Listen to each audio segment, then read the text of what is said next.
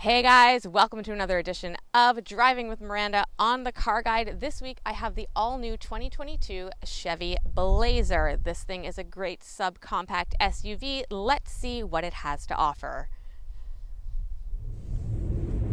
Welcome to the 2022 Chevrolet Blazer. Now this is not the Trailblazer, that is the big boy. The Blazer is their compact, subcompact SUV. So smaller platform, smaller chassis. However, I do have the V6 version. So this is the True North Redline edition of the Blazer, which means my starting price is in the mid 40,000, 43, 44, I believe. With all the bells and whistles that I currently have in here, I'm sitting over 50K for what we have. Now, like I said, I have a V6 VVT, 308 horsepower, 200 something pound-foot of torque. I have a 9-speed transmission, which I quite like, oddly enough.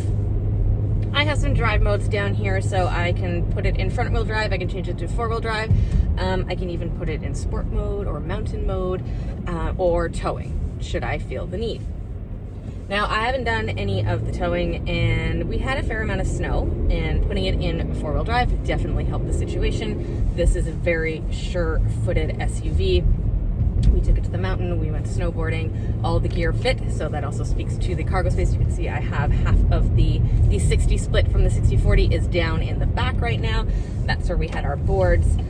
The trunk isn't sizable enough to hold our boards, even diagonally. There wasn't enough room, which is why I had to put the seat down. Now, I don't know if you realize, but I'm not that tall, and my son is only 10, so our boards aren't huge, and they're not long, but we still needed to put the seat down in order to fit our gear. But that's okay. Like I said, this is a subcompact SUV, so it is going to be a little bit smaller. If you want that larger version, there is the Trailblazer.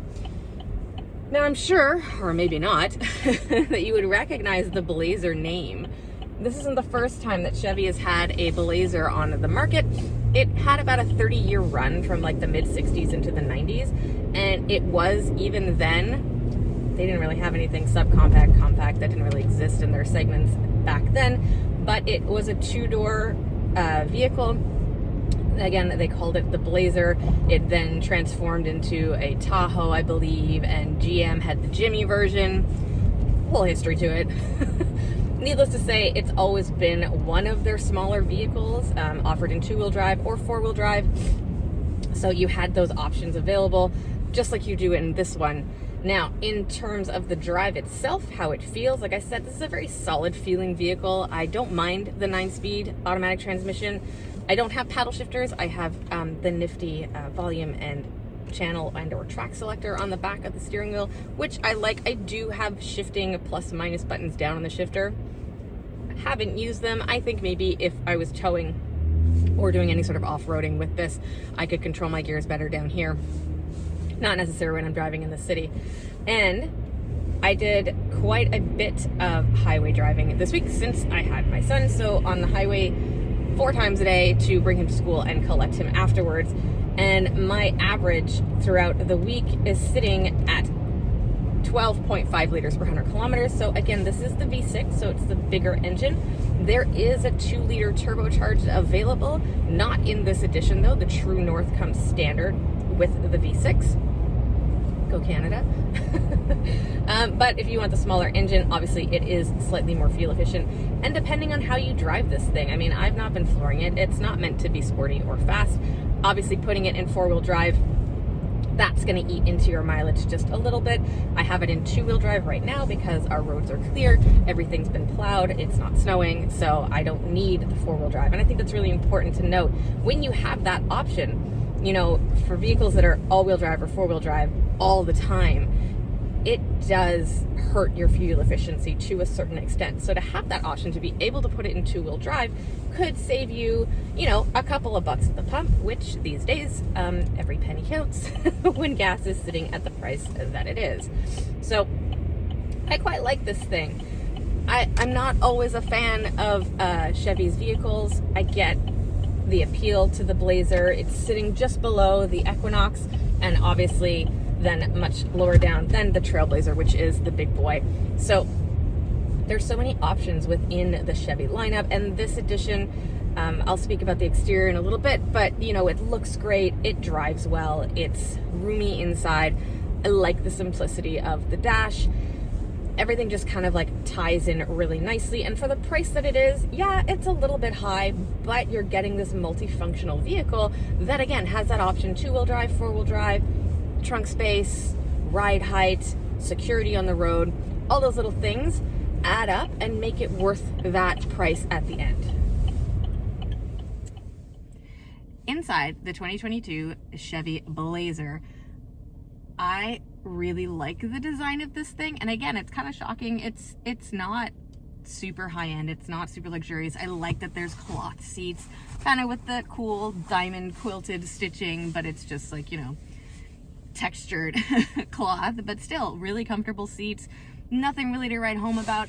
I have all of the electric settings here. All the other seats are manual. The rear seats can be slid forwards and or backwards. That's it, not very far. And then they're super easy to fold down and up for your 60/40 split back there. When it comes to the dash design and look, it's simple, and I like that. There's lots of buttons. If I really want to use a touch screen, I can, but I have everything here and or on the steering wheel. All my HVAC buttons are down here. A little odd that in order to turn the heat up or down, you really spin the vent, and so you can't toggle the angle of the air. You can simply open and or close the vent. You can't swivel them. So the air blows where it blows. It's already angled towards the passenger, towards the driver. That's all you get. The ones up here can be swiveled, obviously, but the ones down here, you get what you get. Super easy HMI to use. Apple CarPlay hooks up really nicely. I have a general USB. I have a Lightning USB here too, because they're cool and modern. In the back, you also get one USB plug and a Lightning USB plug. I have heated seats. I do not have a heated steering wheel, but the seats are really nice, warm up quickly. I have a car starter. That obviously is an option that you can take at the dealer. I would highly recommend it, especially with the weather we've been having lately. It's definitely made a difference in the morning. Like I said, otherwise this thing is really simple. I feel it would be a really good family vehicle, super easy to clean out, wipe down the surfaces. I like the all black cloth, like I said. Again, really family friendly. Just straightforward and simple, which is something that Chevy does well, and not in a bad way. It said it looks great. I've got some soft touch material here. I've got the stitching. I mean, it's modern and classy without, it's not luxurious, but it's also not like so simple that it feels cheap, which is nice. And I've got plenty of space in here. The kid had all the room. You know, I used it all week for kid drop off. Wait, I dropped off the kid and I picked him up for school drop off and pick up. And then of course, like I said, we went away for the weekend for a day for snowboarding, and it was the perfect vehicle for that. Lots of room.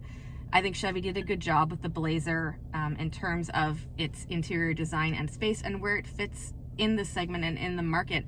Again, this has everything that you would want from a subcompact SUV in terms of this design and look and feel. There's nothing lacking here. Okay, maybe it doesn't have a charge pad, but that's okay because the USB port is so easily accessible and right here. Lots of storage as well, and it's just everything is at hand, which is perfect. Now, this is obviously leagues, leaps, eons so far beyond and above what the original Blazer was. Like I said, back in the 60s to 90s. Gone are the boxy, really squared off look of the SUV, replaced with a really nice modern looking smooth exterior. And I gotta say, this True North Redline edition, really nice and classy. It gives me the blacked out bow in the front. I was never really a big fan of the gold one.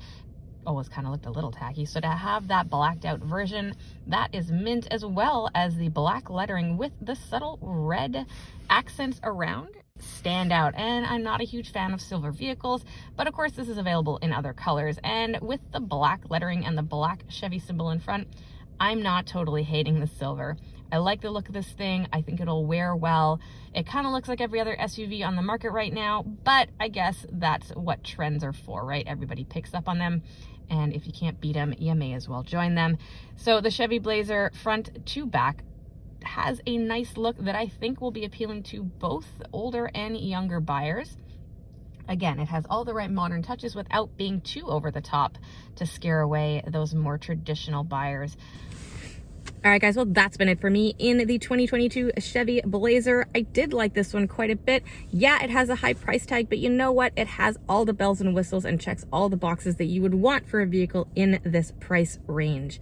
As always, if you have any comments, questions, or concerns, you can hit me up at Miss Miranda L on Twitter or Instagram, Miranda Lightstone on Facebook.com, or drop a comment below. Hope to see you guys back next week.